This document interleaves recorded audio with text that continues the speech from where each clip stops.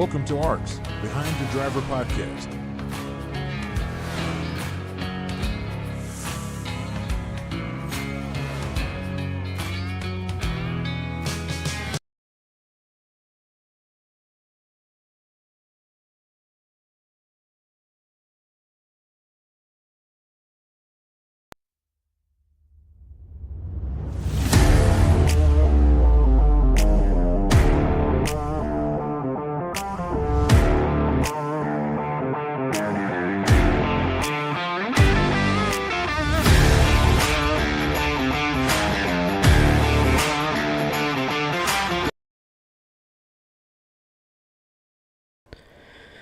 Welcome everyone to episode 8 of ARCS Behind the Driver with Mr. Jon Smeal.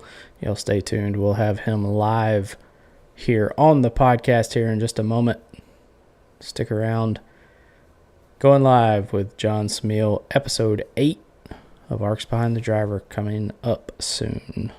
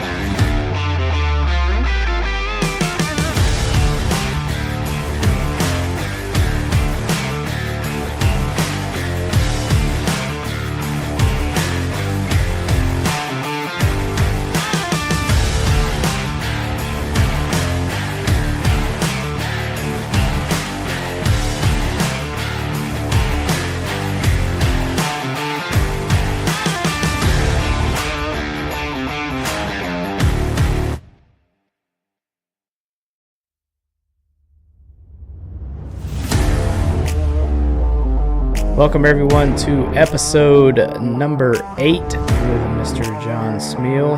How you doing, buddy? Doing good, how are you? I'm hanging.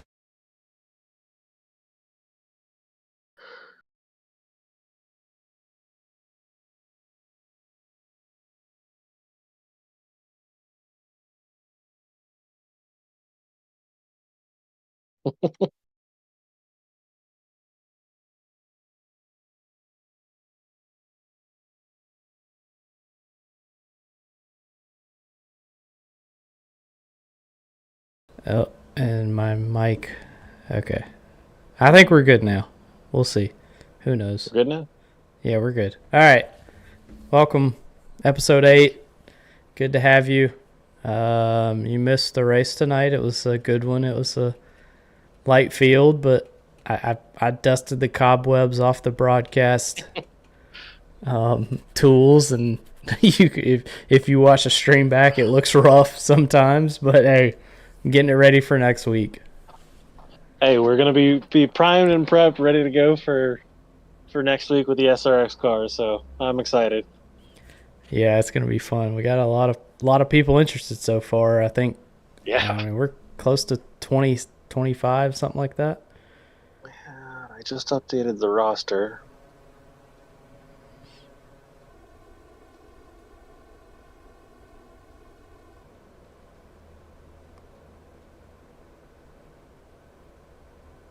$25 exactly, actually. Yep. So 25. There we go. Gotta turn my mic down a little bit. It's too loud. But anyway. All right. So I've been looking forward to having you on this podcast. This has been the other podcast that we do that I don't that Feemster does. It's not mine. It's ruffled some feathers. This one luckily is a little bit tamer. Yeah, it's last podcast I did it with you. We ruffled some feathers, and it was a bit of a ruckus. Yeah, it seems like that's just what I do now. I don't know. I guess that's my motive now. I ruffle feathers, but anyway, good to have you. We'll start off obviously with the question that I kind of ask everyone. With how did you find ARCS, and how did you get involved in ARCS? And also, I guess, well, let me back up a little bit. First of all, introduce yourself for those that don't know who you are, a little bit about you and your life, and then we'll go into the question of how did you find ARCS? Well, I am Jonathan Smeal, from a small town, Pennsylvania. We go racing locally at a dirt track pretty much every weekend once that starts up here. Teach high school at our local VOTEC high school. Been involved with iRacing for going on my third year now, and probably the better part of 2.5 of that has been with ARCS. So I've been with this group for the majority of the time that I've been on iRacing. Very nice. For anyone that doesn't know, I was running the Ignition series last year and first part of this year.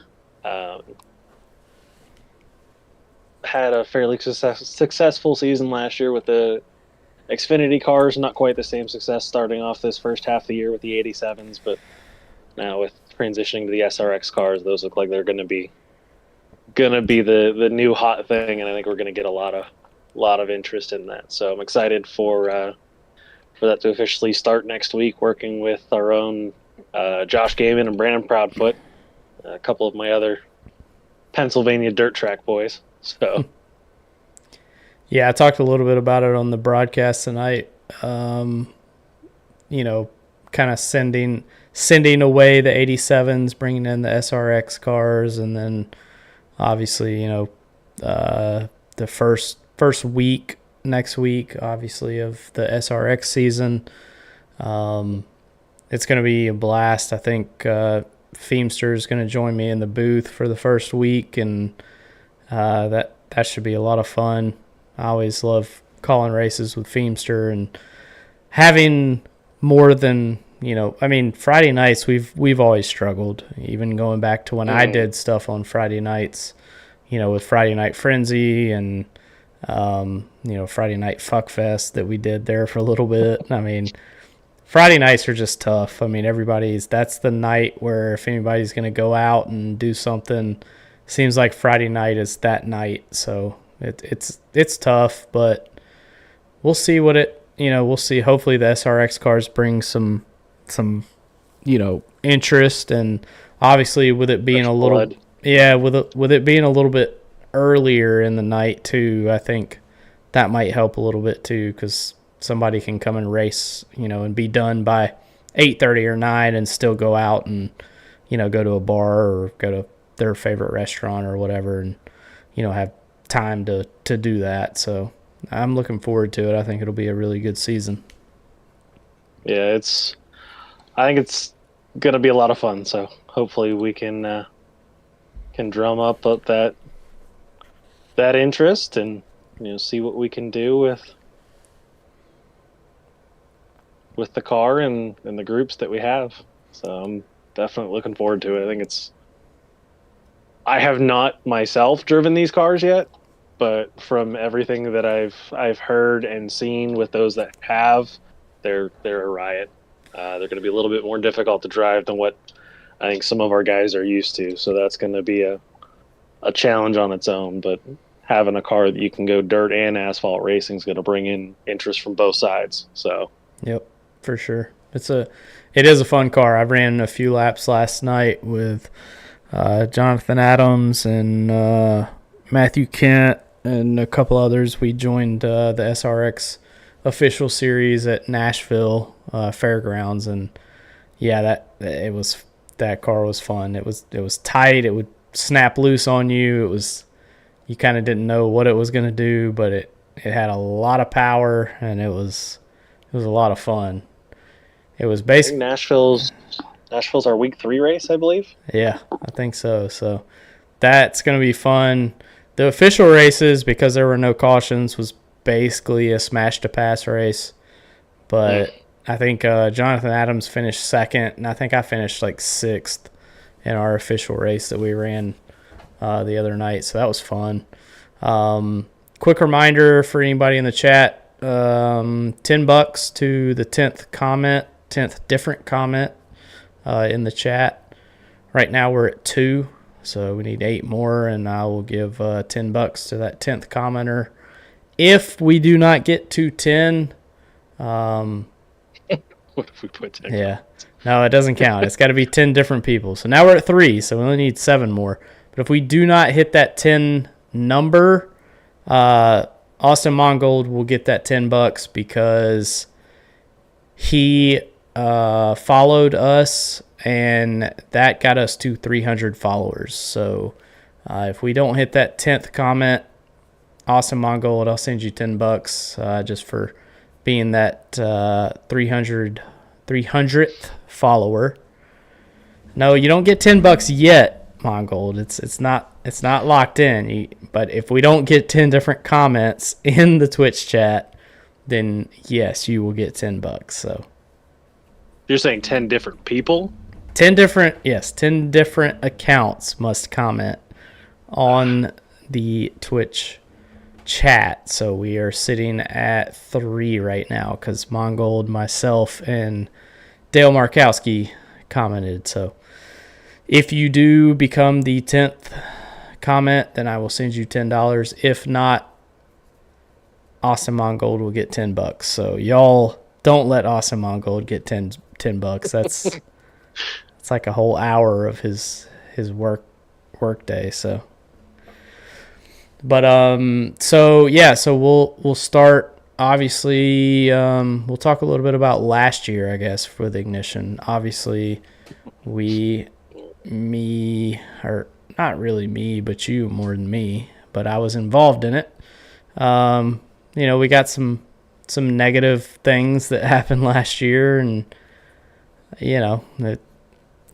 it's one of those things where you run a league and you do some things good, you do some things not good, and no matter what, you're going to piss someone off. Yeah, and so or a team of someone's. Yeah, for sure. So last year, obviously, we ran the Xfinity cars with Ignition. Dale Markowski was our champion.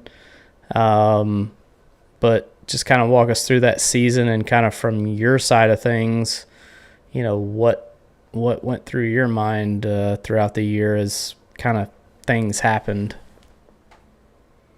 Well, I mean, you and I got together 3 weeks before the season started and asked if I'd be able to help out, and then I think by week 2, you're like, here you go. It's all yours now.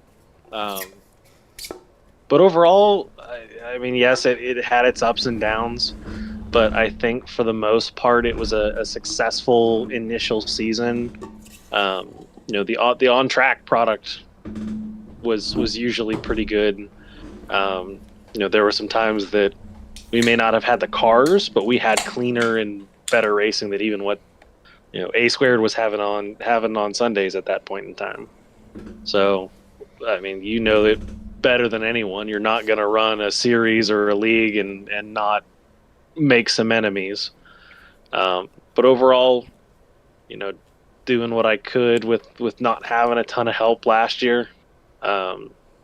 This year has me super excited to have Proudfoot and to have Gaiman on board as some other main admins that are going to be there on a week-to-week basis. But overall, I enjoyed it. I mean, I'm still a little salty about that Championship 4 race, but I digress. Yeah.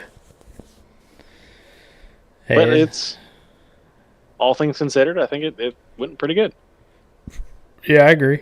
I mean, it was definitely we had some learning curves along the way, but it's part of any kind of new thing that you try and dream up in your head. I mean, sometimes it works, sometimes it doesn't, and I feel like overall it was pretty good. I mean, I think consistency between all of the leagues and ARCS sometimes could use some improving. I think our biggest thing is we were using Ignition as a feeder series to the Cup, and we ended up having, I think, six different drivers that were from Ignition that ended up in a full-time Cup role in one way, shape, or form. So it did exactly what we wanted it to do. It just, we didn't have anything feeding back into Ignition to replace the ones that we were losing to the A Squared. So, and a handful of those Ignition guys that moved up are still running A Squared. Yep. Yeah, it's tough to, I mean, even if you have a full series, just throughout the schedule, people drop off because they missed a race or whatever. And so now they're like, well, I'm not going to run anymore. And so you go from 20 to 15, and then that 15 goes down to 10. But then on top of that, your 20 went to 15, and then those 15, 5 or 6 of them were like, well, I'm running on Sunday nights now, so I can't run on Friday nights. So this year it's been nice to, obviously we were kind of waiting, hoping the SRX car would come out before, the first season of Ignition this year. It didn't quite make it. It was like, 4 weeks too late. So the 87s, some people love them, some people hate them. I mean, it's one of those. They're very much a niche series where it's like dirt. I mean, some people love them. Not everybody's cup of tea. Yeah, some people hate them, and so our dirt series, we struggle, with car counts with that too, just because it is such a specific car. Same with the 87s, so the participation. I said that word right, I think. Yeah, was not. It's decent, but not great. But I think the SRX cars are a lot like the late model stock car when it first came out. Like, everyone wants to race that car. They want to show off their paint schemes. They want to show off their skill. So I'm excited to hopefully have a little bit more interest in a Friday night series. It'll probably be the best Friday night series as far as people showing up that we've probably ever had. So first time we've had something shiny and new come to Friday night. Yeah, exactly. That's like, what was it? Was it TNT or SNS that switched to the Gen 4s when they first came out? TNT went from ARCA to Gen 4, when they first came out. And that was fun. And then SNS went from the trucks to the Gen 6. So Gen 6, that's Yeah. right. And now we got good old Steven Oberstadt bringing back the trucks with a yeah, that'll be fun. Tuesday night trucking, I think is what they're calling it. Mm-hmm. Something like that. I don't remember the exact wording of what it was, but it's like T squared. Yeah, it was Tuesday trucking or something. Yeah, so something along those lines. I'd have to look back. I know I did a promo paint for that. Yeah. But I was bummed. I was hoping to make it tonight for the ignition race to have the ARCS. I guess we won't be the ignition anymore. It'll be the ARCS race experience or ARX series. Yep. Was gonna have that car pace the field, and didn't quite make it back in time from when I was hoping to be, but we'll just debut it then here next week with our first show. And I got my PC system updated a little bit, got a better graphics card, so we'll have to maybe figure out a way if we can do picture-in-picture, because I'll be streaming from in the car, pull an SRX like Tony Stewart and pull me up in the booth, pull up the in-car stream, and get live picture and sound. Yep. I did pull some people live tonight just as a test and during the broadcast, and worked pretty well. They seemed like they were. You could definitely tell they were a little focused, but they they did well with their green flag interviews. So that was pretty cool. Looking forward to do that again next week with hopefully some more cars on track. That'll be fun to talk to people as. Hopefully we get some green flag runs. If we don't, then we'll talk to people under caution. We'll do it both ways. I was like, we'll make it work. Yeah, but we always try and make it work. I don't know that we've really. I know we've released the schedule for the. I think I posted a picture in HTL and someone called it the ARCS series with just X. But as far as our format, we did split it evenly. We got 10 weeks here. Split it 5 asphalt, 5 dirt tracks. All of our asphalt tracks, with the exception of Slinger, will be 100 laps. Slinger will be 150 because of how small it is. All of our dirt races, I believe, are 50 lap features. We will have random draw heats. The heats will feed a consi where it's a full invert of the field. And then after the consi, that'll set up the grid for the feature. But points paid out at the end of the heat, at the end of the consi, and then, of course, points paid out for the feature. So we originally only had points for, I think, the top 15 or 20 cars. That we had to figure out a way to expand that, because we definitely are going to be beyond 15 cars if everybody that's expressed interest shows up. Yeah, and it'll keep growing, I think, as we get closer to next Friday night. People want to be involved in the SRX car and the ARCS ARCS series. So I'm looking forward to it. Looking forward to broadcasting it. Unfortunately, I'm gonna miss the second and third week, but hopefully Cody or Reynolds or somebody will step in and.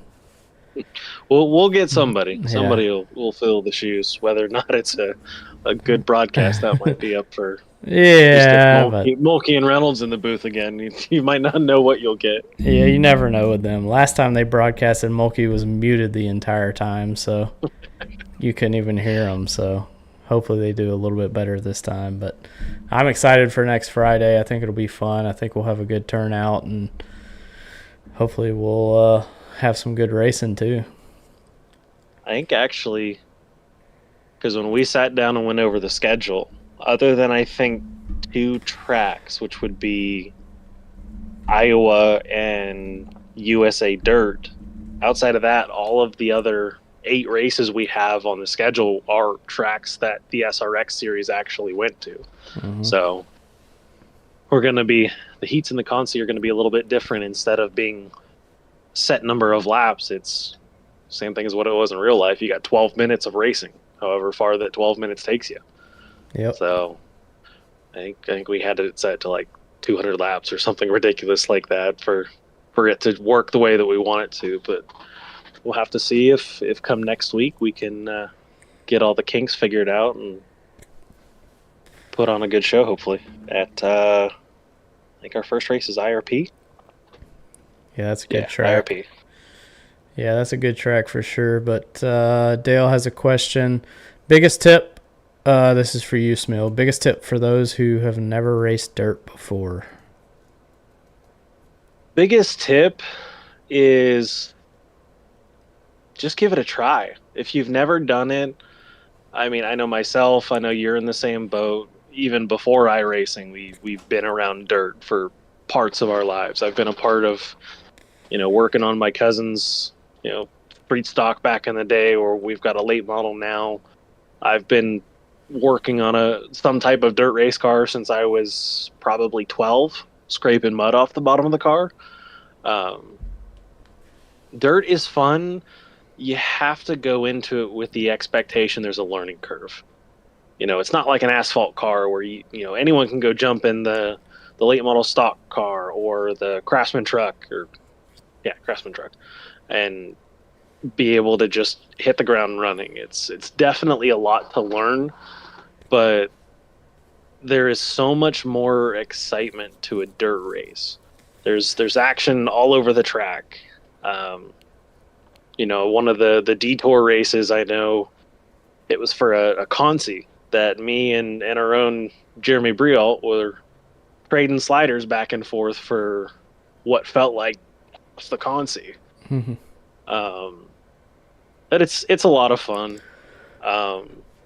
Biggest advice I can tell you is don't throw a haymaker slider into turns 1 and 2 at USA Dirt. That's a no-go. Yeah, probably not going to work. It might if you execute it better than I tried to. Yeah. Hey, it's not called the Smeal slider for nothing. Yeah, I do believe you got the short end of the stick on that one.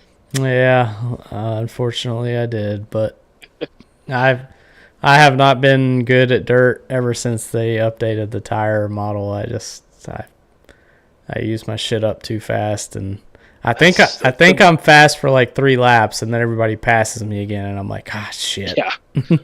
Yeah, like Wednesday when first 30 laps go by, and I look up, and all right, Gaiman's 4 laps down at this point. Pacey's running 7th. I'm like, all right. Then start looking at that relative, and here comes Pacey just creeping up, and then all of a sudden he's in my mirror and drives right by us like we ain't even moving. Yeah, it's crazy how much he saved. I don't even know how he did that, but yeah, he made it work somehow. I don't know. I had fun on Wednesday battling it out with Toby and Briley, and Briley and I fighting it out for second place in the points. Gaiman had it locked up before he even showed up on Wednesday. Yeah, that's typical Josh Gaiman. He's fast in everything he races. Josh, Pacey, I feel like Adams is that way. There's a lot of ARCS drivers. You can put them in any discipline. Look at Tommy Reynolds. Jumped in a dirt car using was it a Formula One wheel or the H-style wheel instead of a regular oval? Yep. F1 or sports car or whatever it was he was using. Like that. Yeah, and he was fast. Up until I think he hit the wall. Mm-hmm.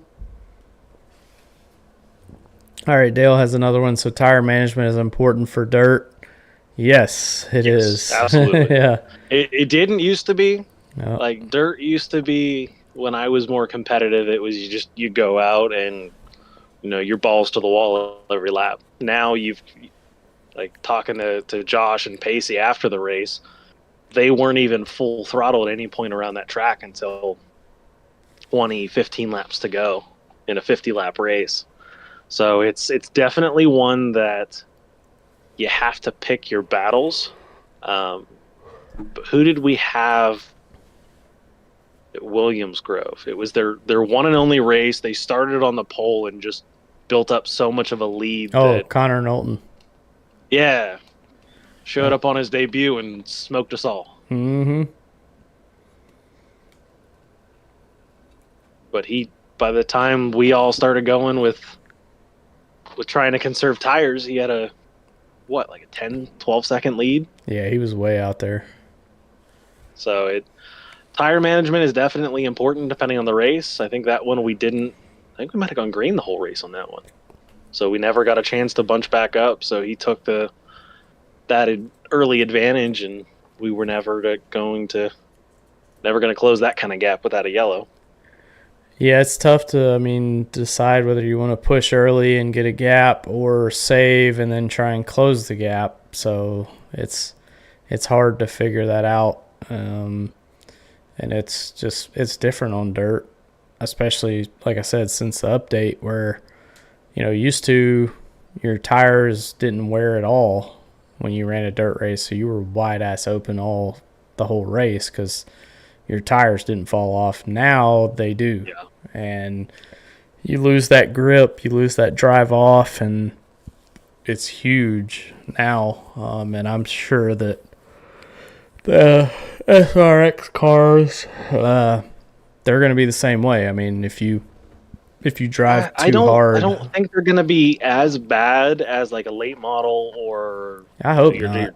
trade stock or the sprint cars. They're running the same tire model that the truck series uses. And I know there's not a massive amount of fall off or tire wear with the trucks on dirt.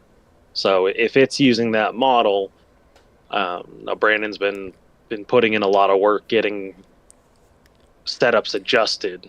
So we're a fixed setup series, but our setups aren't always the iRacing defaults. For example, when we finished, those that don't know about Detour, we started out doing the pro late models, and because of the way the different tire model is from the pro late model to the super late model, he was able to manipulate a setup to where, yes, we were technically driving supers, but they were, I don't want to say detuned, but basically handicapped to where same horsepower, same stuff like that as a pro late model, but having that little bit harder tire compound. He's doing a lot with the same thing with the SRX cars, getting it to where it's going to be more stable, because we're not expecting a bunch of dirt ringers to come in and run the SRX series. We want it to be something that is a little more friendly to those that aren't super experienced on dirt.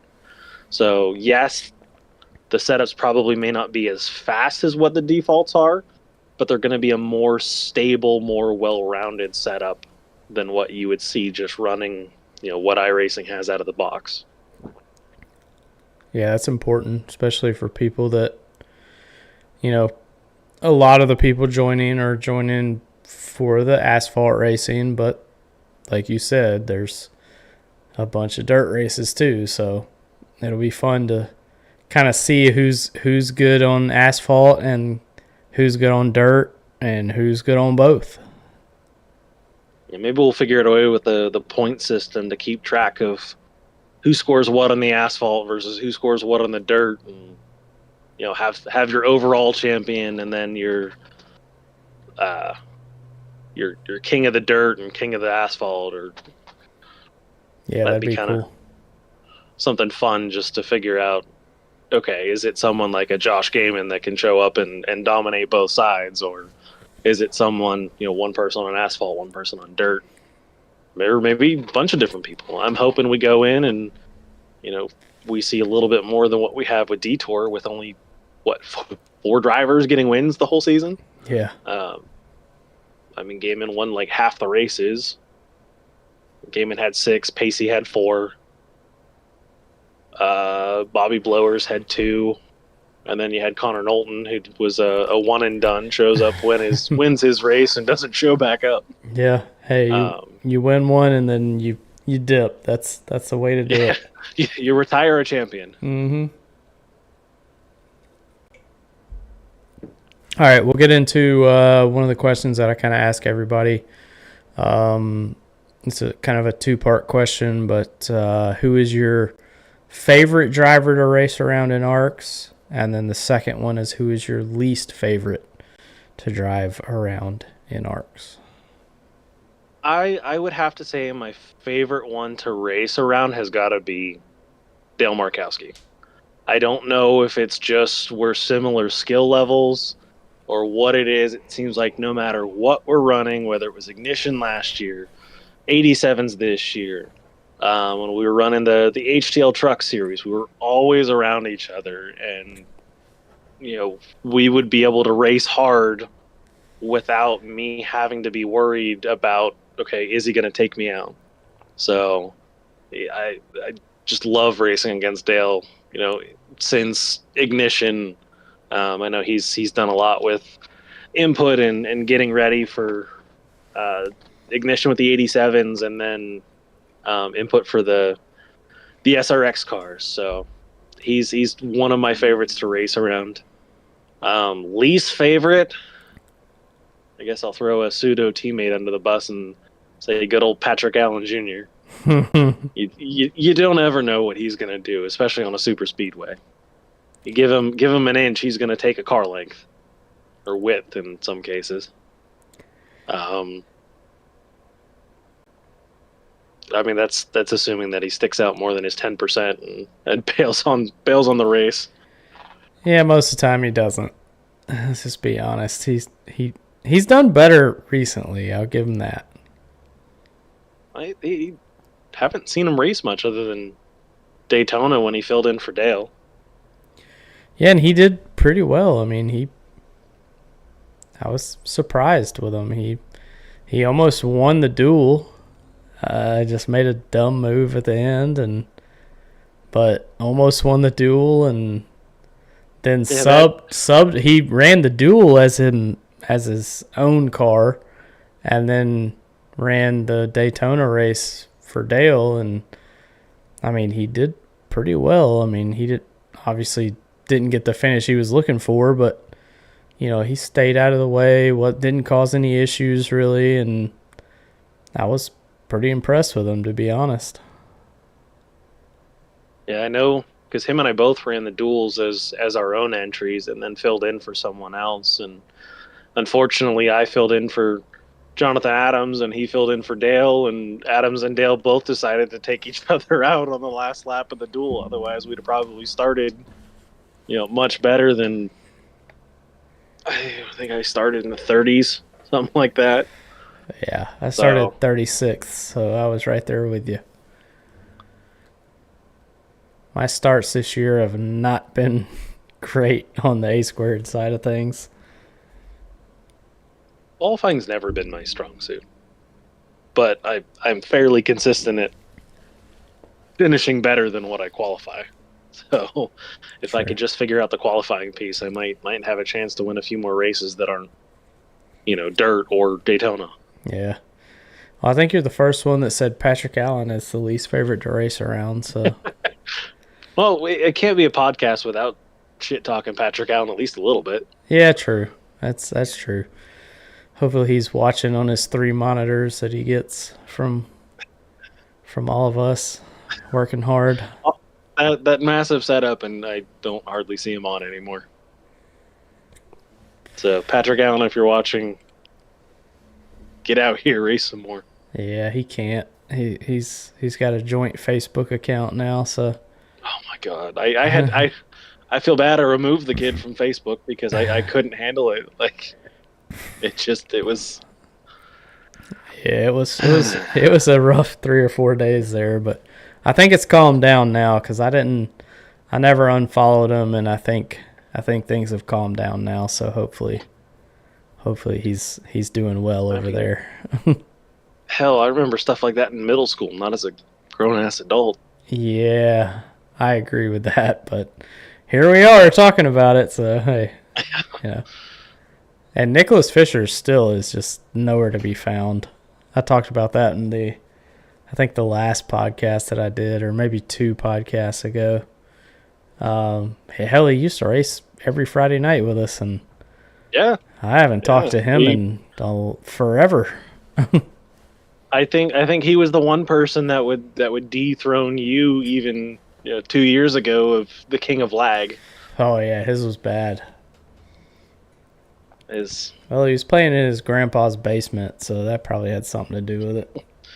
although I do have to admit, season opener at Daytona, it worked in my favor because before we even took the green flag, I had my Quest headset disconnect on me, and I started the race 2 laps down and spent all but I think the last 10 or 15 laps some sort of laps down up until Fisher and I got together, but because of his lag, it didn't register on my end that we hit, so I still got the lucky dog.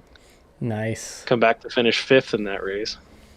Love iRacing faults sometimes. All right, we'll talk a little bit about your kind of side business as a paint scheme artist. Obviously, you've done a lot of paint schemes for me. You've done, I mean, just a lot overall. So, kind of tell us about how you got into that, and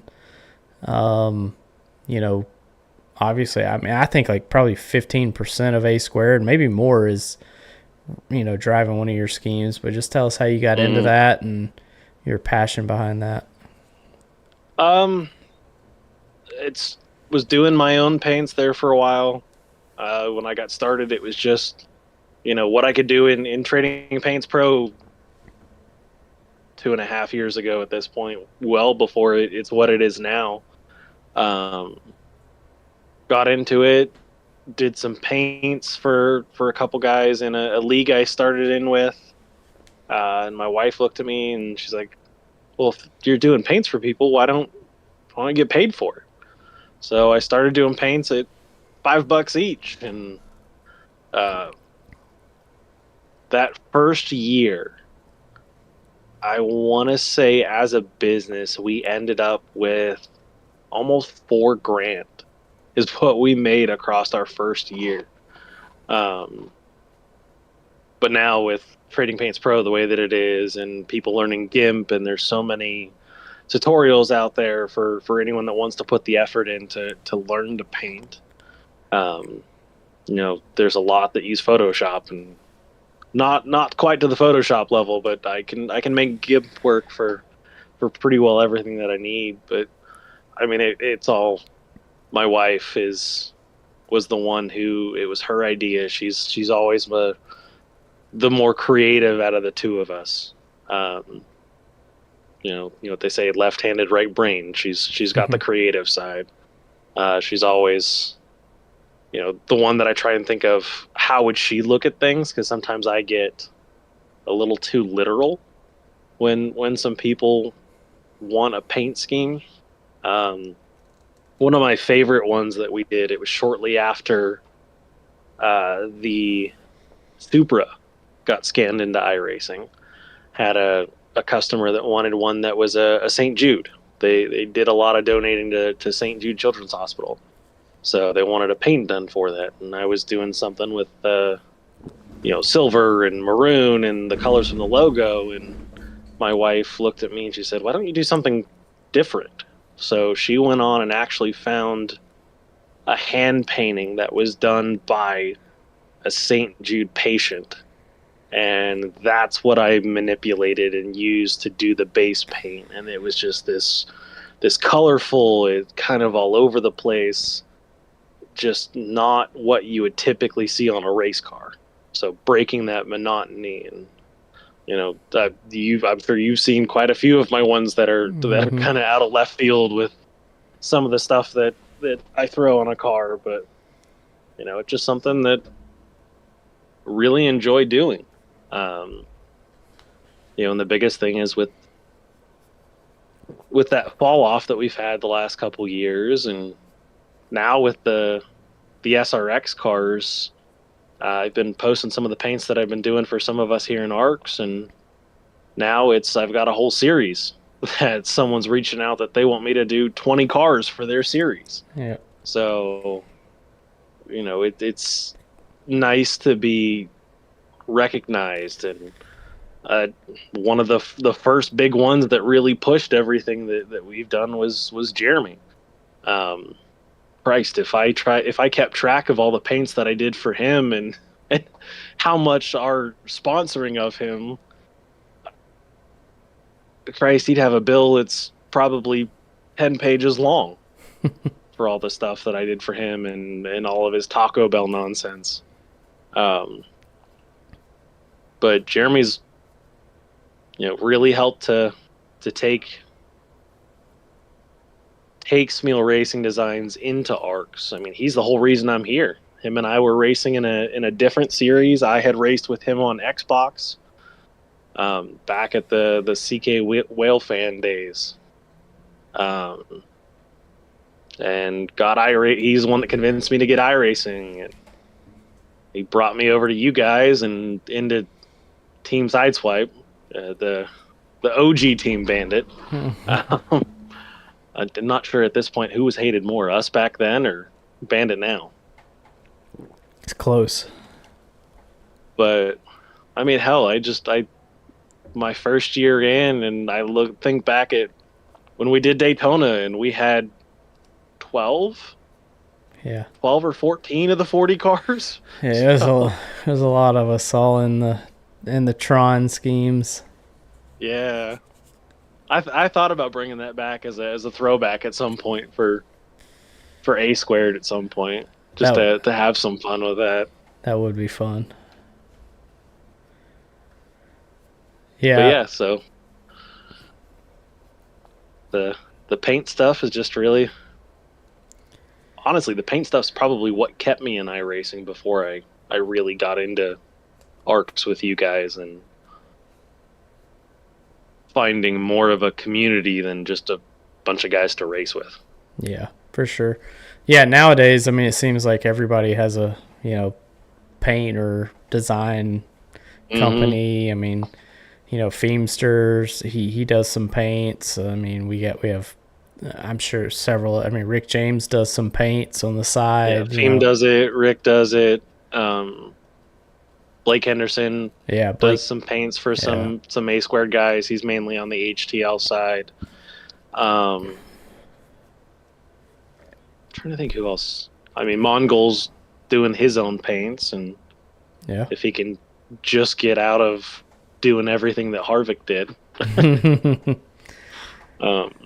Yeah, I mean, he's getting pretty good at it. I've gotten to the point where, like, for some of the other series, like TNT, like, I'll just go find something that doesn't have, a stamped number, and I'll download that paint and then just throw the, number 12 Ryan Blaney number on it. I mean, I've figured out how to do that much, but when it comes to actually making an original paint, I could do something basic, but nothing as fancy as some of y'all paint creators can come up with.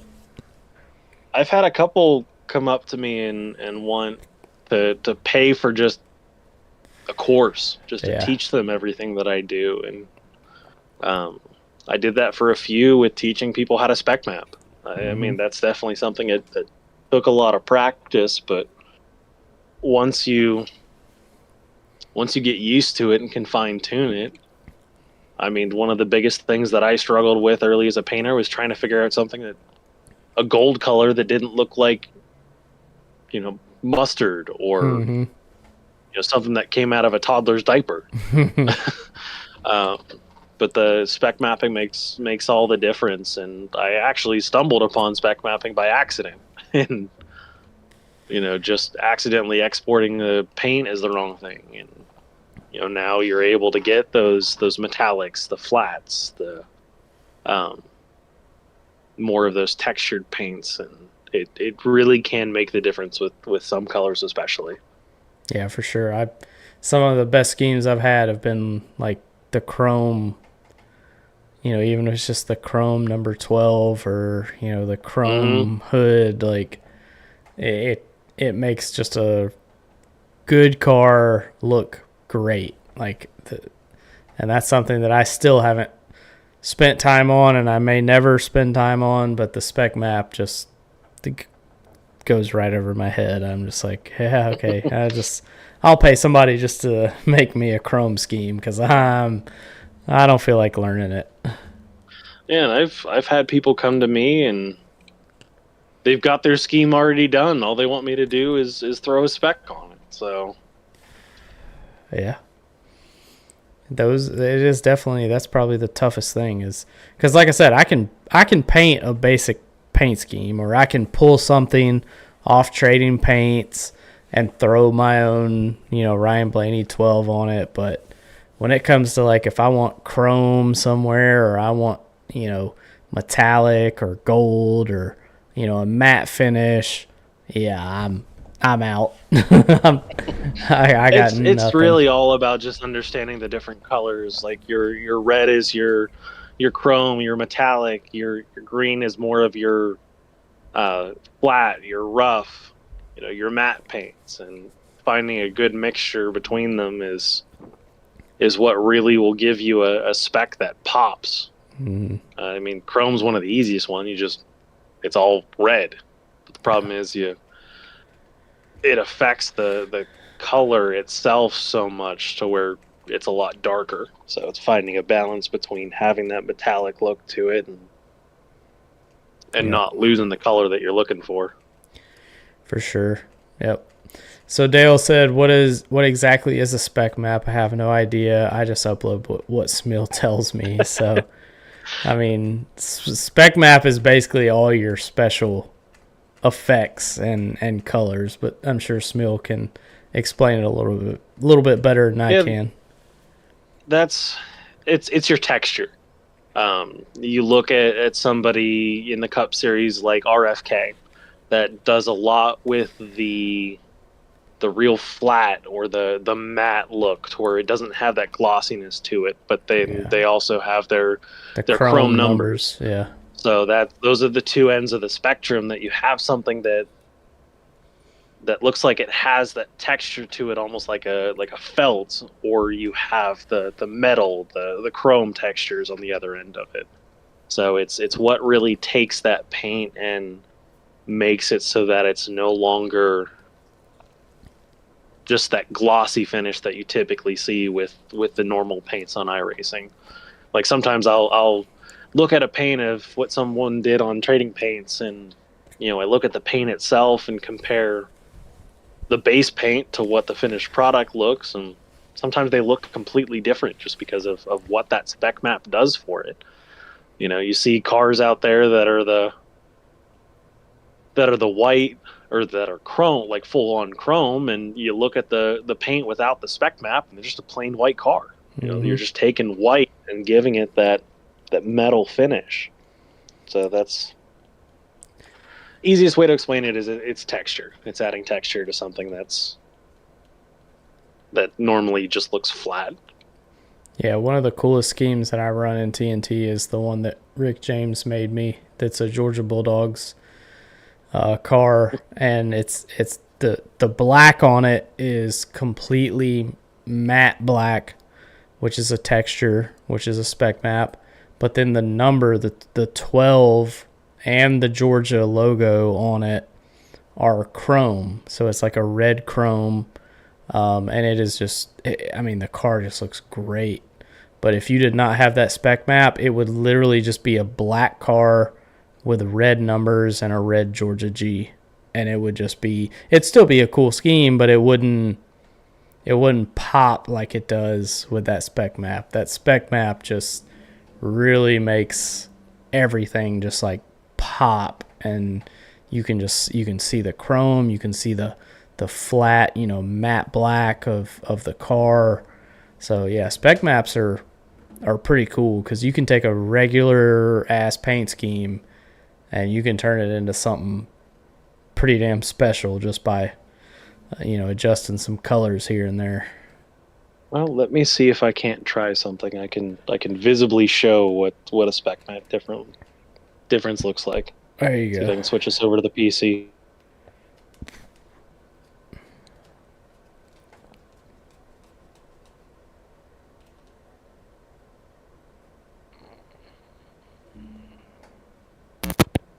All right. Forgot to move the headset over. So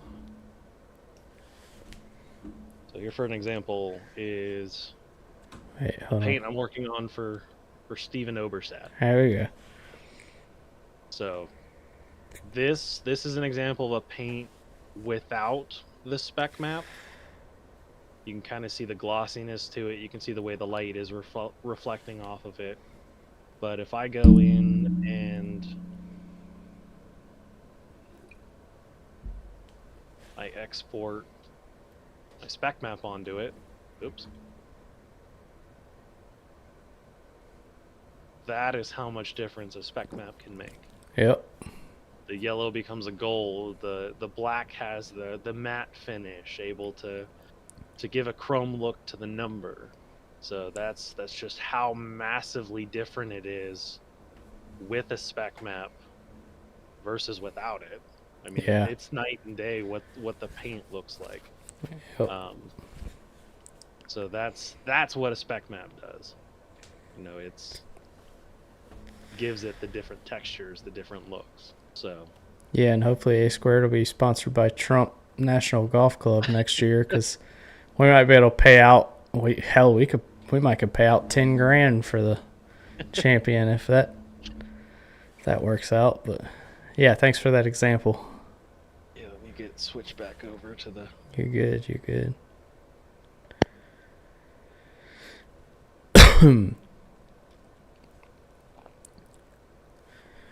Yeah, it's good. It's good to know. I mean, obviously, some people try and dabble with paint schemes, including myself. You know, I've my dirt car that I run with super late models, I painted that car. You know, it's a Hooters car. It's not, doesn't have a spec map. It doesn't have any, it doesn't have anything fancy, but it's just cool to make your own paint scheme sometimes. Mm-hmm. But when I'm, when I run A Squared, I like to have a little bit more professional scheme, and that's when I reach out to you or Feem. Feem's actually making me a car, and Feem, if you're listening, you're running out of time, but I need that scheme. But he's making me a scheme for ARCS Behind the Driver podcast, so that'll be cool to run that.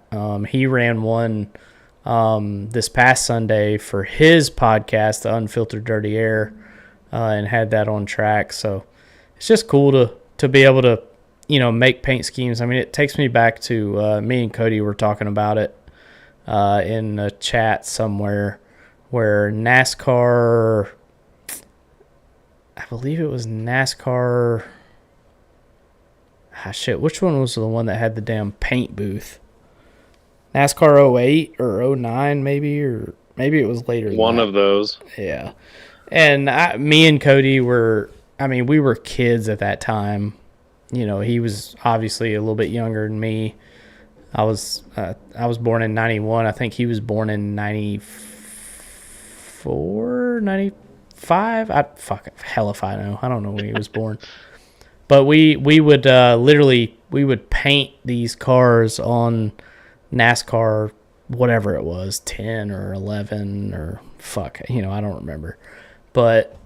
And you could put whatever you wanted to on it. You could change, you could adjust the logos, you could adjust it was just so cool. And now with iRacing, I'm not very good at it. The sky's the limit. Yeah, I'm not very good at it, but it's just fun to just every once in a while, hey, I'm just going to throw a paint together and just see what I can do. Obviously you and Feem and Blake and Rick James, y'all are a little bit better at it than I am, but it's still just cool that you can go in and just mess around. And even if you can't do that, you can do what I do normally and just find a scheme on Trading Paints that doesn't have a stamped number. You throw that thing on your car, you export the file. I use GIMP too. It's free. And you can throw, the whatever number. I'm a huge Ryan Blaney fan. I race the 12 and everything. So I pop the 12 on that bad boy and export it, put it in your Trading Paints, and there it is, ready to race. But the thing that I have a whole folder of 12s that across the different paints that we've done. Well, the thing that I struggle with is like if I pull something off Trading Paints and it has a spec map, then I lose that spec map when right, because you can't use that with the number. Exactly. When I put the number on it, then it loses the spec map. So I do have to kind of be careful. I can't pull like a chrome scheme off Trading Paints because then it's just going to be white, when I get out there on track. So, but it's cool to just, there's a lot of technology behind it, to be honest.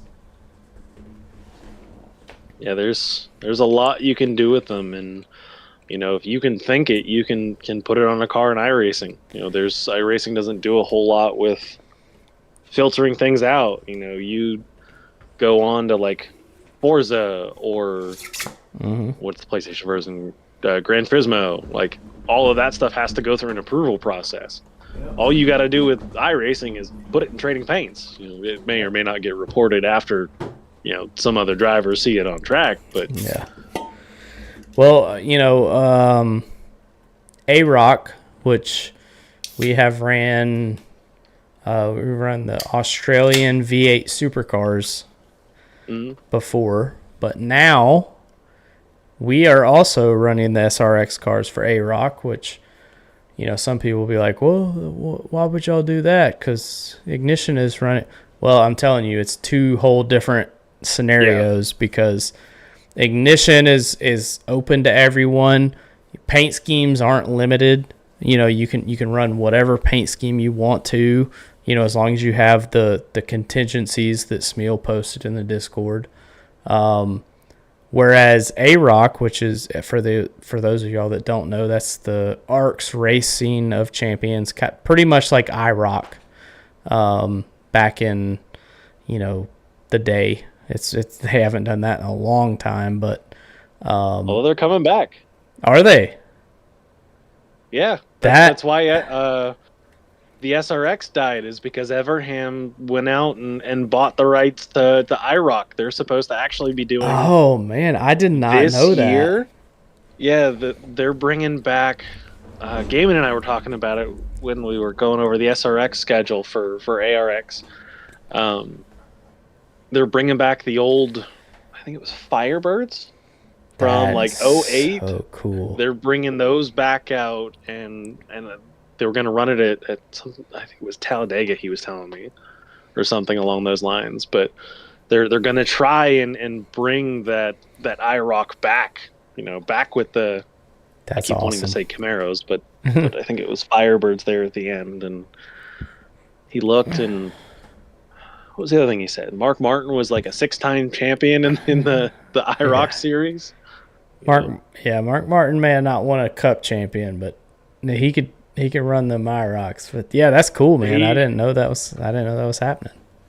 Yeah, so it's gonna be something different, and we hope that they're bringing it to something you can see at a NASCAR weekend. Whether it's something they throw on a Thursday, or I know sometimes use that in place of like an ARCA race at some tracks and stuff like that.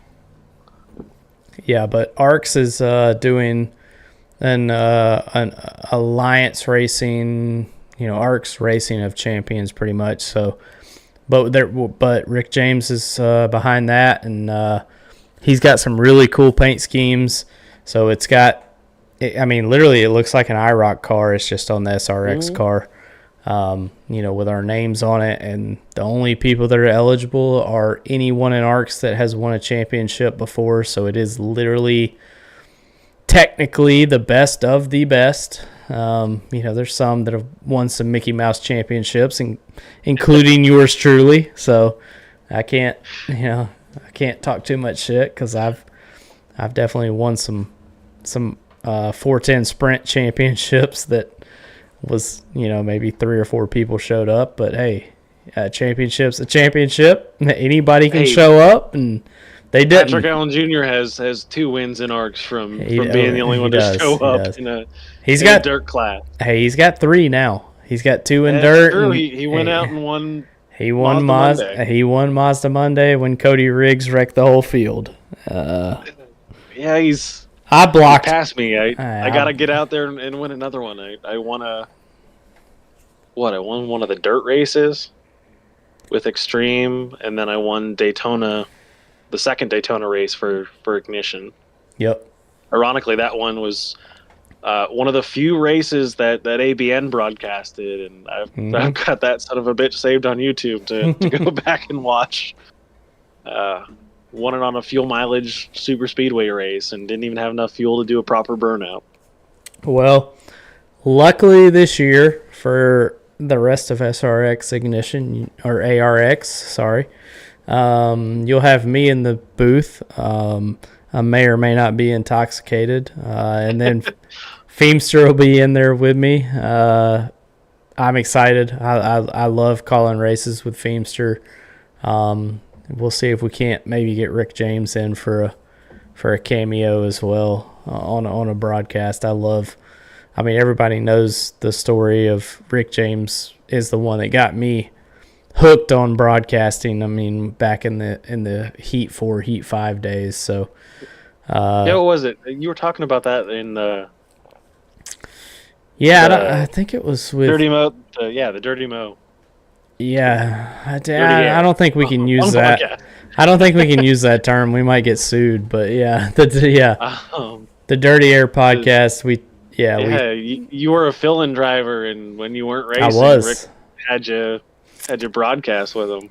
Yep, the first ever season of TNT, I was a sub driver, and funny enough, the first race I ever subbed, and anybody that's listened to the other podcasts, y'all have heard this, but I subbed, and I subbed for the guy that ran the 12 car, and at that time, I really wasn't. I mean, honestly, I don't even know if Ryan Blaney was in the 12 car at that time. I think he was still in the 21. So I don't even know who was in the 12 car at that time, but it could have been Blaney. It was really close to that time frame. But yeah, I subbed for a guy, and he was like, "All right, you're going to be running the 12 car," and I was like, "Okay."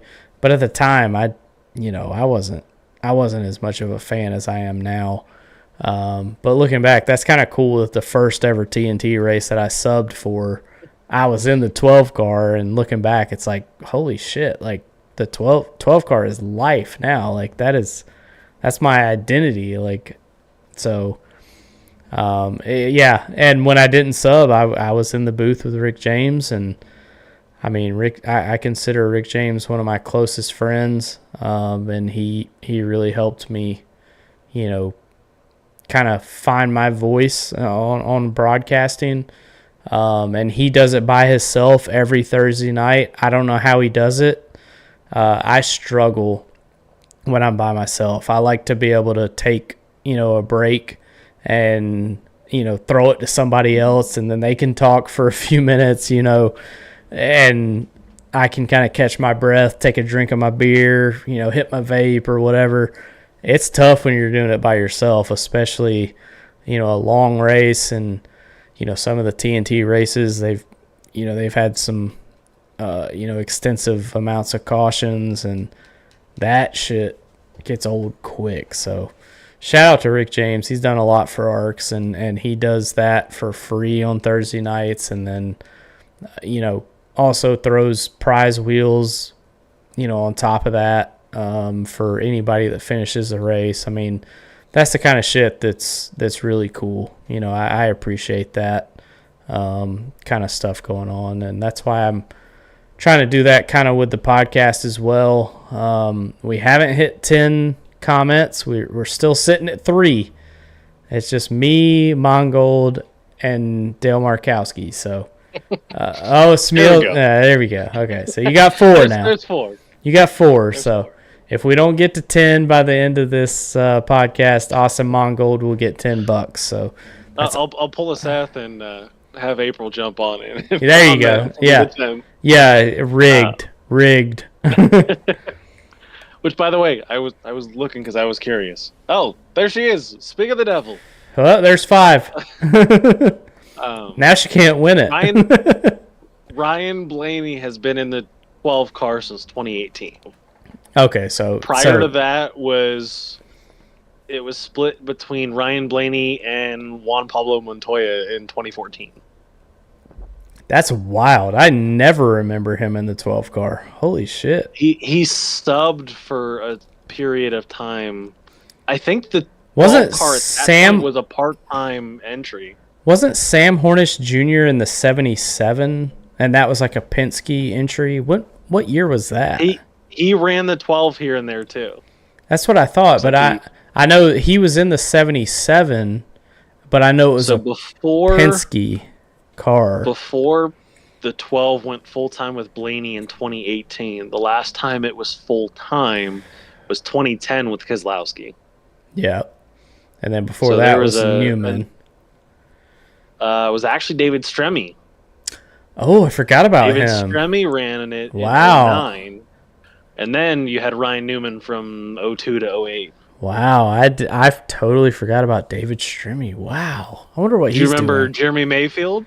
Oh, I do. Yeah, the crack cocaine Mr. Jeremy Mayfield himself, yes. So fun fact, my brother's name is Jeremy because when I was born, or when my mom was in the hospital with my brother, my dad had the NASCAR race on, and they were going through names of drivers, and my mom was saying Jonathan and this name, Jonathan and Jeremy. Oh, that sounds pretty good. So I love messing with my brother and saying that he was named after a driver who was kicked out of NASCAR for performance enhancing drugs. Yeah. So yeah, he was trying to hit home runs, and really he was just hitting walls. Hitting the wall. Hey, but Jeremy Mayfield in that 19 car when Casey Kane was in the 9. Yeah, I mean, Jeremy Mayfield was solid. That was a solid team. Scott Riggs in the 10. Oh man, I remember Scott Riggs in the 10, dude.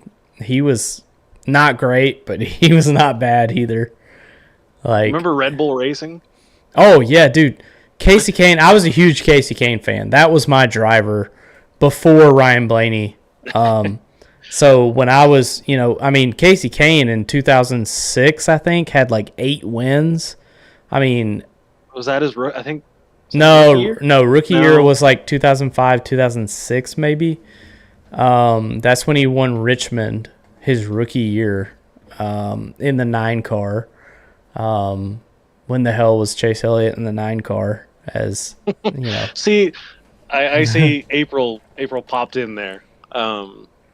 She has had an obsession with the 9 car. She was a Bill Elliott fan. Oh, I love Bill Elliott. She was a Casey fan. Yeah. And then now we're both huge Chase Elliott fans. So she's had a fixation on that number 9. Look, because my dad was a huge Rusty Wallace fan. When I was a young kid, he loved Rusty Wallace because he drank Miller Genuine Draft. So, of course, he's got to root for, Rusty Wallace. But his second driver was always Bill Elliott because he's from Dawsonville, Georgia. We're from Georgia.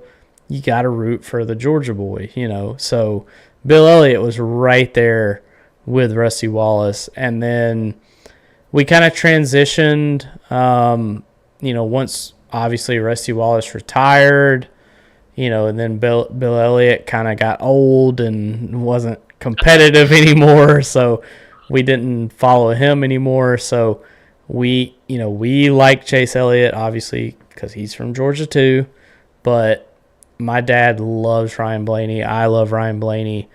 But we were huge Casey Kane fans just because he took over the 9 car, and he was just really good. I mean, I have several die-casts of Casey Kane's, different cars that he has. Mm-hmm.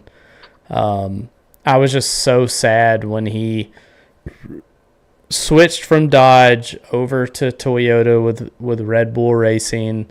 I thought that was a terrible move, but, whatever. He did what he had to do.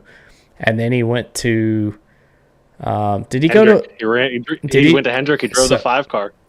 He went to Hendrick, but I thought, didn't he go to Levine? Yeah, in the He 95. was with Levine in the 95. Levine, before, whatever. Was that before it before switched over Hendrick or to- after Hendrick? After Hendrick. Okay. He was with Yeah. Hendrick from like 2012 to 2017. Yeah, Because then he was in the 95 before. What was his name? The one that almost won at Bristol but lost to Denny Hamlin. Matt DiBenedetto. Yeah, DiBenedetto. Yep. So he was in the 95 before DiBenedetto was in it, and then they went defunct. Yeah. So, fun fact: looking up Casey Kane. Did you know that Casey Kane actually became part of Richard Petty Motorsports in 2009, 2010? Yeah, the 9 car. Yeah, that was when they Evernham got out of it. I do remember that because I was actually really hoping that they would switch to Ford because obviously I'm a huge Ford guy. One of the reasons They did for a year. They did, yeah, but they were awful. So 2010, and they were awful. They were so bad. I mean, they're still awful. I mean, let's be honest. Eric Jones he won at Darlington, but like, come on. I mean, Richard Petty. Well, now it's Legacy Motorsports, but yeah, Legacy. They're still they're awful. I mean, so do you think Richard Petty Motorsports or Legacy Racing finishes the trifecta or the quad, I should say, and they're one of the first to jump to Honda? Yeah, I think that's a TikTok meme, and I don't think that's real, but we'll see. I don't know. I've read some actual articles that there is some massive movement for Honda to get into NASCAR. I mean, I'm just trying to wrap my mind around the fact that the Ridgeline could be a truck series. It could be, and then I mean, but Honda, like, you don't have neither does Toyota. They have a Camry, for God's sake, in the fucking Cup Series. Yeah. Like, that's not a performance car. Like, no, it'd be what the Accord. The Accord, the Honda version. Yeah, it would be the Accord. It would have to be the Accord. And that's not. There's 6 comments with Matthew. Yeah, with Kent. All right, we're 6, so 4 more, and we'll give out $10. But yeah, it would either be the Accord or the Civic. I mean, they don't really have. I could see them doing like what Toyota does, and the Civic being the Xfinity series. Yeah, but I mean, because that's more their sports car. You also got to think like, what is Chevrolet going to do moving forward? Because the Camaro's no more. Like, they don't make the Camaro anymore. So I just hope they don't go to like back to the Malibu or. I don't even think the Impala is a thing anymore. It's not. I mean, but that's the thing is like Ford doesn't really make cars anymore either, other than the Mustang. Just the Mustang. Yeah. But that's on a short leash too. I think probably in 2 or 3 years, I think the only, and it's not even a car, it's an SUV, is the Mustang Mach-E. The Mach-E. Yeah, which is an electric Mustang that's not a real fucking car. I mean, if any of y'all have seen the Mustang Mach-E, it's an SUV. Or not an SUV, it's, what do they call it? Like one of those crossovers. Crossover, yeah. It's a crossover. It's not a fucking Mustang. I mean, and all these companies, like, if you go to Ford.com right now and try and buy a brand new Ford car, you can't, because they don't make it anymore. Like, Mustang it's just the Mustang. The dark Ford is now focused on their trucks and their SUVs. Yeah, trucks, SUVs, and that's it. And all Chevrolet's the same way. Like, they do have, I think, the Malibu and maybe the Cruze. I don't know if they still make that or not. I don't know if the Cruze is still a thing. It might be a hybrid car at this point. I think maybe it's electric. I don't know, but I mean, all these big companies are just either electric or truck SUV. There's the only new Chevrolet car is the Malibu. That's it. Yeah, so you got Toyota Camry, you got the Malibu, Honda Accord or Civic. I don't know. We'd really go to a far chase from what we're at now, because I can't see them trying to slap a Corvette logo on a stock car. Yeah, it wouldn't work. It just doesn't make sense. Like, I mean, the only thing that I could see that would make sense for Chevy, and it's not even Chevy itself, it's GM is switching over under the Cadillac banner. yeah, It's still a GM vehicle. yeah, Cadillac would definitely. I mean, what is it? The CTS? Yeah, they make. I mean, Cadillac CTS is one of the most badass cars out there. I mean, and honestly, my opinion is I don't think that Ford comes out with a dark horse Mustang for, stock production unless I think NASCAR had a lot to do with that. Like, they don't come out with that car unless it's involved in NASCAR. Like, and they are really the only high performance car stock that rolls off the factory floor, because Dodge has Charger, which I would love to have Dodge back in NASCAR. Charger and the Challenger are both ended as well. They ended the same time the Camaro did. Yeah, see, so I think everything's just going electric at this point. It's wild. Electric, or now they're doing more pushes for hydrogen. Yeah.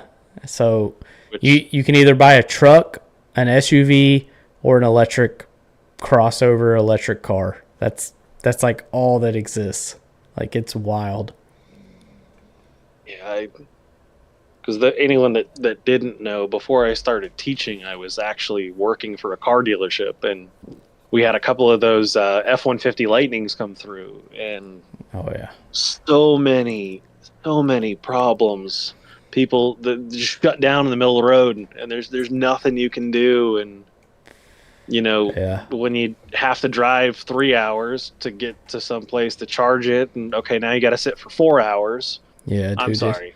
I will take the time, keep a I drive a hybrid. I would drive a hybrid, but spend 5 minutes and fill up a tank of gas and be on your way. Like, I mean, it's crazy. I mean, back when, even when I was a kid, but especially like when my dad was a kid, I have a 1968 Mercury Cougar, and that thing is it's so easy to work on. If it won't fire, it's like 3 things you have to look at: battery, starter, carburetor. Is it getting fuel? Mm-hmm. Is it getting fire? Is it getting gas? Does it have fuel? Does it have spark? Yeah. Now it's like, with all these damn electric fucking shit and all these computers, you have to be a damn fucking rocket scientist just to work on a car nowadays. It's wild. Like, even, I have a 2013 Mustang GT, and even that, like, the computers and everything that's involved in it, like, a normal person like me or my dad or most people that have worked on cars their whole lives, you can't do shit, because it's like, I have no idea what's wrong with this thing, because it's a computer to tell you. Yeah, it's a computer system that says, oh, well, cylinder 8's not firing. Well, why the hell is it not firing? Well, we're not going to tell you that. You gotta have an engineering degree to figure that out. And it's like, it's wild, man. It really is. Cars are just, you have to take them to specialists, and it's like a person. Like, you got an ear infection, and now you got to go to the ear, eye, and throat doctor, and it's like, why do I have to take my car to an ear, eye, and throat doctor just to get it to run? This is bullshit. Yeah, it's be one of those people that if this is the future, I choose to live in the past.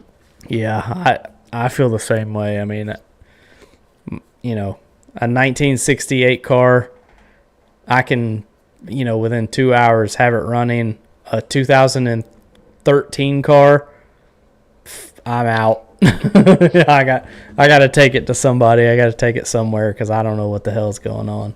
And for the most part, I've done a lot of work on most of my vehicles, and if April's still watching, she's gonna laugh. But She had a Subaru Crosstrek. It due for an oil change. So, okay, I pull into the garage. I crawl underneath it, and I pull out the drain plug, and something didn't quite look right. The fluid wasn't the right color. I didn't think anything of it. I was like, okay, it drained. There was a lot more than what I was expecting. Put the cap back on, put oil in it, and check the dipstick, and it's like way overfilled. Here, my dumbass, right next to the oil drain plug was the transmission drain plug. So I drained the transmission fluid and doubled the amount of oil that was in the reservoir. Oh, hell yeah. So I had to drain all of that oil. I had to use my in-laws' vehicle to go to Napa to buy transmission fluid. Had to go back to Napa to buy a siphon to get said transmission fluid back into the transmission. It was... Yep. I told her I was not working on another one of her vehicles again after that. Yeah, she said that was an expensive oops. That turned into about a $350 oil change. By the time I bought oil twice, bought all the transmission fluid, bought everything I needed to do this. So yeah, you could have taken it to Austin Mongold at Take 5 for $35, and he would have left your oil plug completely out of it. He would have put the oil plug in his butthole, and your oil would have just ran out on the highway, and he'd have a good old time. One of those Jiffy Lube specials where they drain the oil, forget to put it back in. Yeah, Take 5. How about a trail of oil leaving, and then a trail of oil going back in? Take 5. How about Take 6?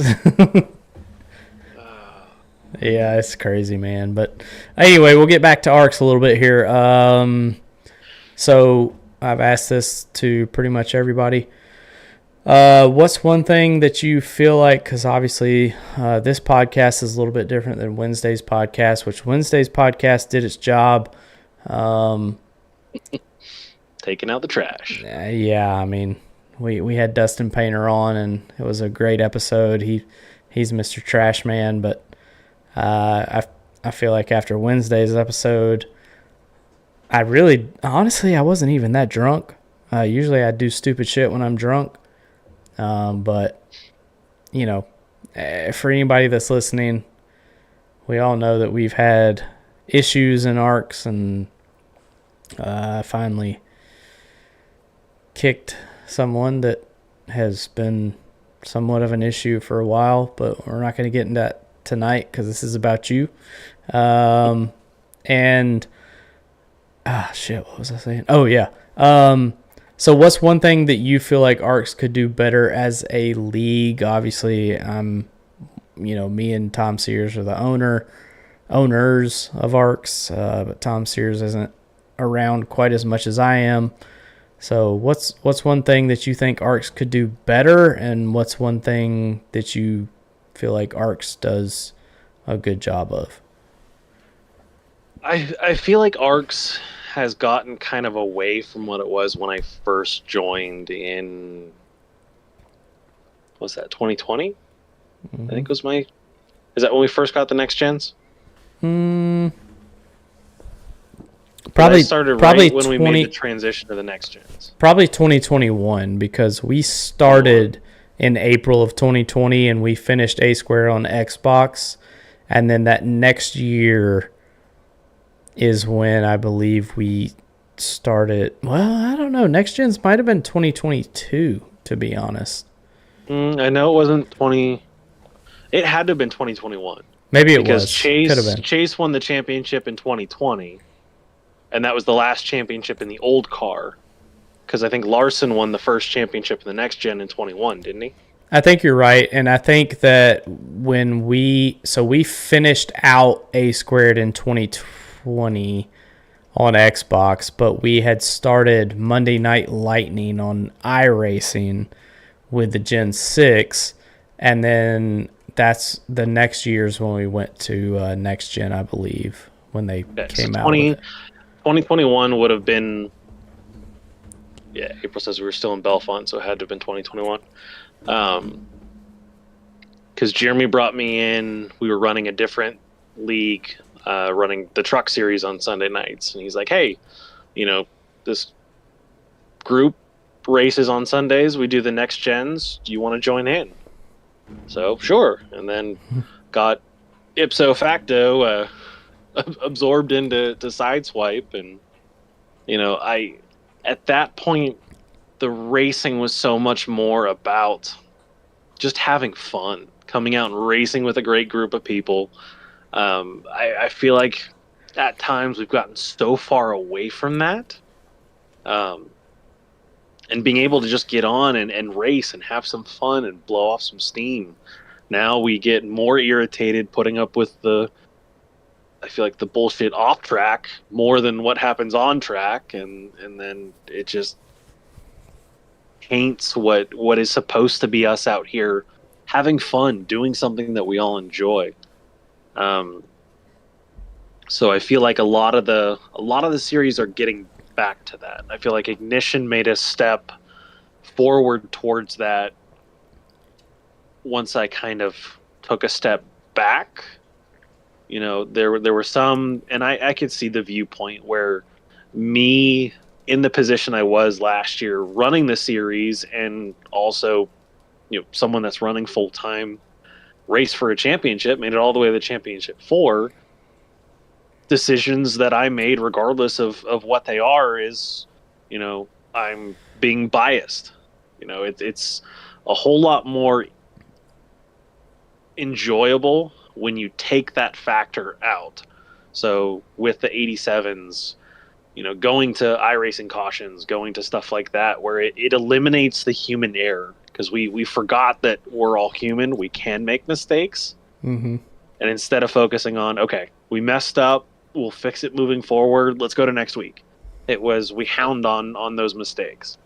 So I think that's one of the things that ARCS can improve on, and I feel like it has already started making strides in doing that. Getting back to the more of the community that it was when I first joined into ARCS. But as far as what they're doing well, I mean, hell, we have an ARC series racing pretty much every day of the week. We've got multiple disciplines of racing.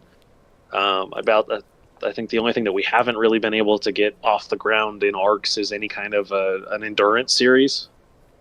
Mm-hmm. I know we partnered with ABN to do the indies. Well, yeah, I can say indie again now. Yeah, it's legal now. The the IndyCar stuff. And we do the endurance stuff here and there, but that's mainly revolving around the iRacing special events. But I mean, ARCS has something for everyone. We have a great core group of guys that are running these different series. That you look at someone like Steven Oberstadt that has done so much recruiting for ARCS, and looking at some of the drivers and the talent that he's brought in that started with only short tracks, and now some of those guys are running in A squared.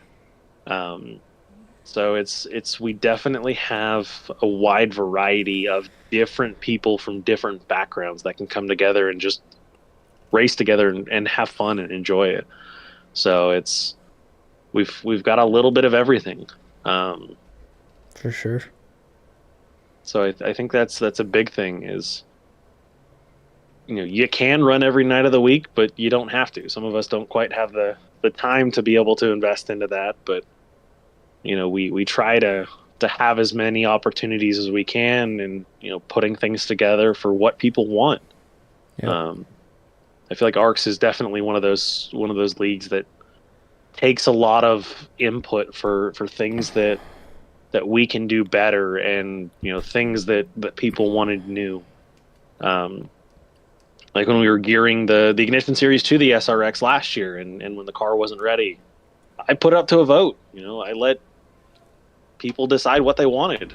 Mm-hmm. There for a while, it was a toss-up between the 87s and the Gen 6. And I think the other one was a street stock, like going to the rookie street stock and then doing some stuff with that. So being that we're always looking for improvement. We're always looking to bring new people in. You have some leagues that it's always the same people, no matter what. In ARCS, you see people of different walks, people of different backgrounds that all get together for a common cause, and that's really what kept me in ARCS. It's probably what's kept me on iRacing in general, because there for a while, I know April can attest to it. There were several times that I'm like, you know what, I don't want to do this anymore. Mm-hmm. It wasn't worth it. It wasn't fun anymore. So, and then found ARCS and haven't really looked back. Yeah, between that and stuff with the paints. I think any admin of any series can attest to that. I've left ARCS last year. I left for about a week, and I've thought about it. Your love y'all, fuck y'all. Yeah, see you later. I've thought about it a couple times since I left. I mean, it's tough. I mean, admins don't really. Well, I think some do. Some understand. What me and Tom Sears are dealing with. Most admins is, you run your series that one night and then that's it. You're done. You don't have to worry about the other nights of the week, but me and Tom Sears have to worry about every single night of the week. And Tom Sears right now is on his honeymoon. He's freshly married, and so he's got a lot of shit going on, and so a lot of that falls back on me. And sometimes we make right decisions, sometimes we make wrong decisions, and I feel like overall we're in a pretty good place. I mean, we're running pretty much 6 nights a week at this point. Especially you got once close to 40 cars showing up on Sundays. Yeah, I mean, 40 cars on Sunday. That's wild. That's crazy. And the racing really hasn't been bad. I mean, it was a rough race at Phoenix, but that track and that car is just not a good combo. Tough. It's never been a good combo. I mean, going back to even when the setup was set to be wide open, it was still, Phoenix was tough. So hopefully this week will be better at Pocono, but we'll see what happens. But yeah, it's tough sometimes. I mean, we all deal with, I've talked about it before. Cody talked about it a little bit. I mean, we all deal with our own mental health issues, and we all have a life outside of this racing, and sometimes it gets to just be too much. I guess the biggest thing is with Ignition did it, and even A Square did it, is stepping away from that full-time, like that full NASCAR schedule. That's a lot to devote 36 weeks, to doing it week in and week out. And, Ignition, we made the decision to split it up into 2 smaller series. I think this one ends.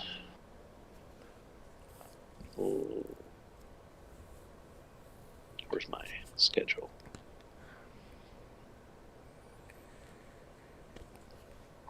I had it pulled up.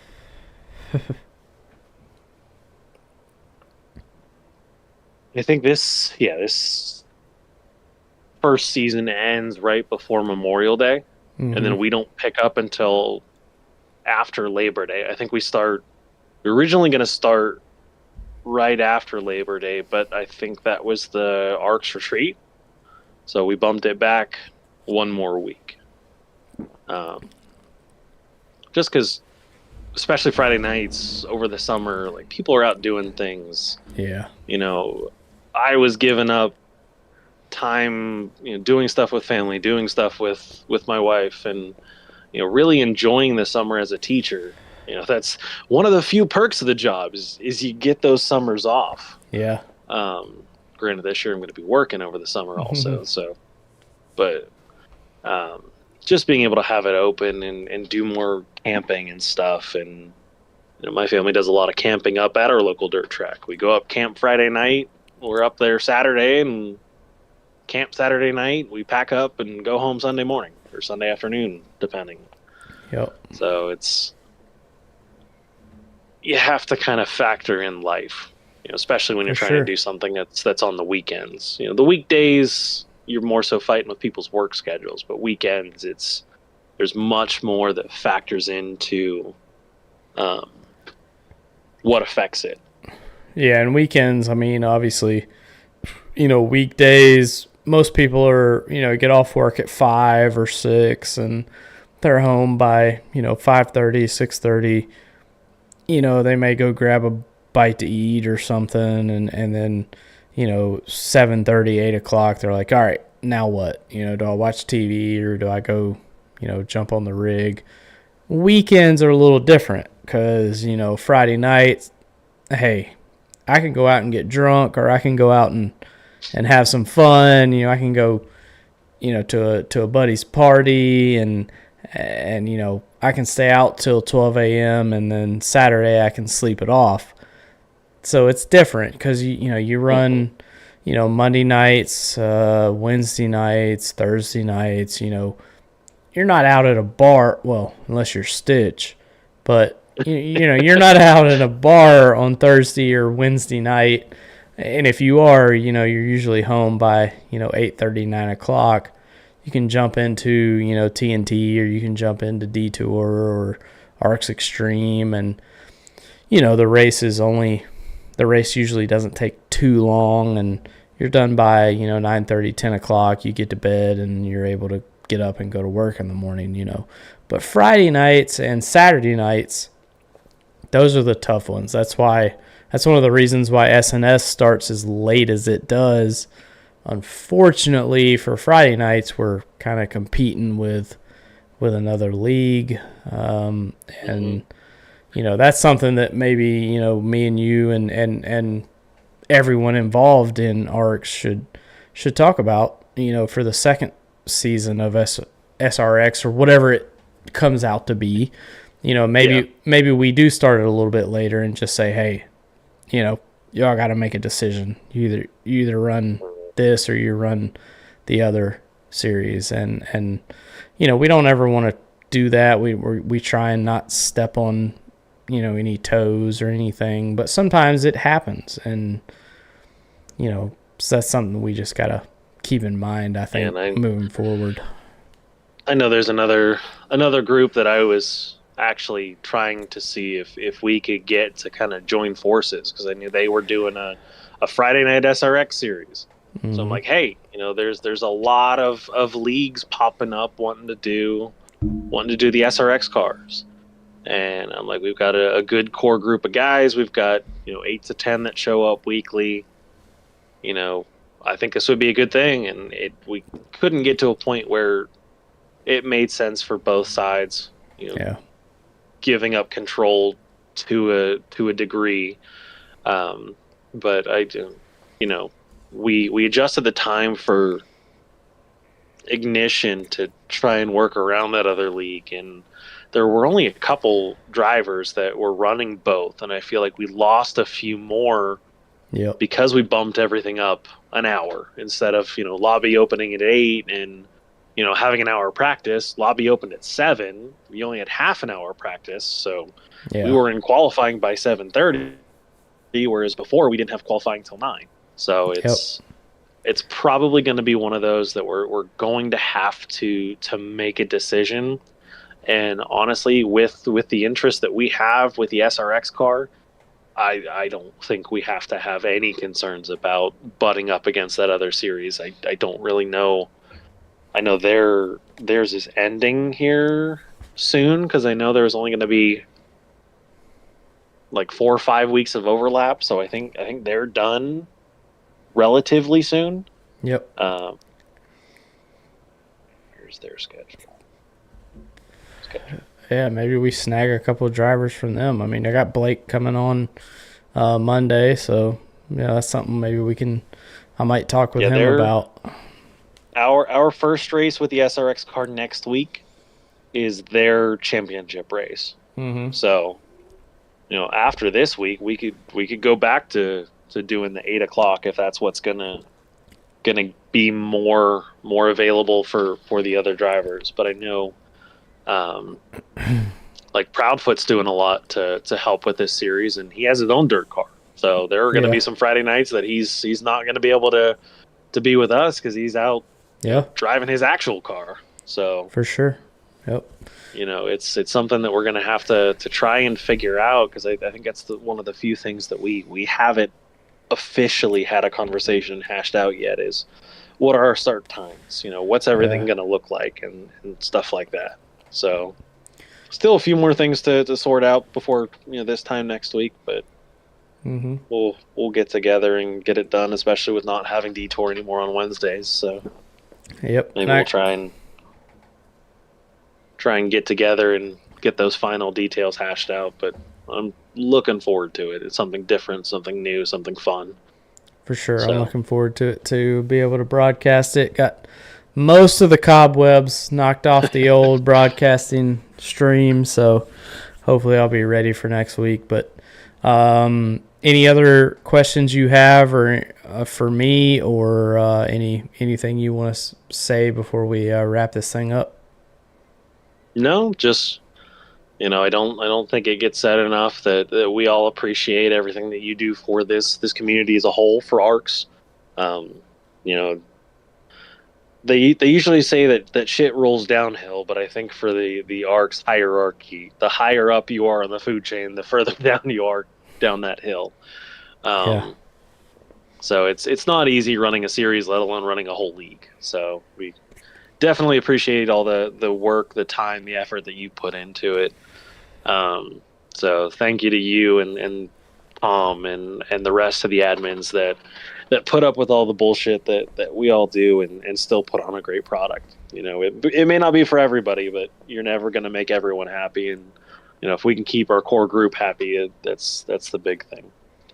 But I guess the only other thing would be, Austin Mongold got himself $10, didn't he? Yeah, he did. We did not get 10 comments, so 2, 3. I was 4. April's 5.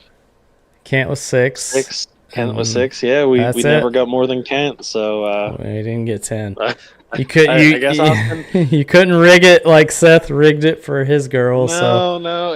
April jumped the gun a little bit. Yeah. She. Hey, you're a math teacher. You should have taught her that 6 is not 10 or 5. I could only do so much. I'm just glad she's tuning in, and she's upstairs and I'm down in the basement. Oh wait. No, Cody's got 7. Cody's got 7. It's not. I don't think, unless we get an influx of comments here in the next 30 seconds, I don't think it's going to matter. But Mongold can at least go buy his SRX car. Yeah, get the damn SRX car and come out and race. I'm tired of you bitching about not having money to buy it. He probably won't have IRP. He probably won't have. He won't have anything. Well, no, I know he has IRP because we ran the HTL Truck Series there. I think he was in that race. I think SNS, when they were still in the Truck Series, ran our IRP as well. So, so he definitely should have that track. Now, some of the dirt tracks he might not have, but I don't think Mongold on dirt's a good idea. I also got to get on asphalt. I also got to get Hell Divers, because everybody is just talking all kind of shit about Hell Divers, and I need to download Hell Divers just looks like another like Destiny type game. Yeah, but there's a lot of people that play it, and Fiend plays it, Cody plays it. I don't really care to play with Mongold, but he plays it.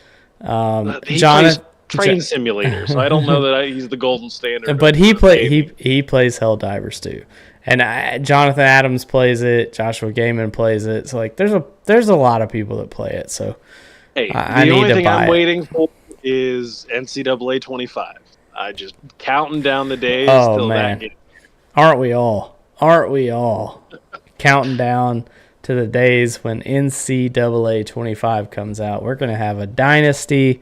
Oh, that's going to be fun. I may quit all racing altogether just to be the main commissioner for NCAA 25. But I think that would be a lot of fun. So it's going to be looking fun. forward to that. Do we know if that's cross compatible? Like, if I get it on my console, can I still play with you guys on PC? Or is it going to be like Madden, where that's a no go? I was gonna say it's EA Sports, so I would probably say no, but I don't know that for sure. We'll see. We'll see what they come out with, but only time will tell. Yeah. Thank you again, buddy. We're closing in on 2 hours now. All these damn podcasts. Has it really been 2 hours? It's been an hour and 50 minutes since the broadcast. Yeah. Shit. So these things are only supposed to be an hour, but we get bullshit and get off topic. Yeah, I haven't had an hour podcast on this thing since probably Terry Freer in week 1. So appreciate you coming out. It's been a lot of fun. We've had some good viewership tonight. Thanks for the viewage, as Thomas Andrews says. But I'll let you kind of exit out. But thanks again for coming out. We'll have Blake Henderson on Monday night. We're still trying to get Toby Estes on here. We may do a special, maybe a Wednesday episode or something for Toby, because something to make it work for him. Yeah, that's going to be a good one. But thanks for coming out, and I really do appreciate it. And thanks for everybody for tuning in. It was a good podcast. Yeah, thanks for having me. We'll see you on track sometime soon, or nothing else. We'll see you back in the booth here again next week. Absolutely. See you, buddy. All right, see you.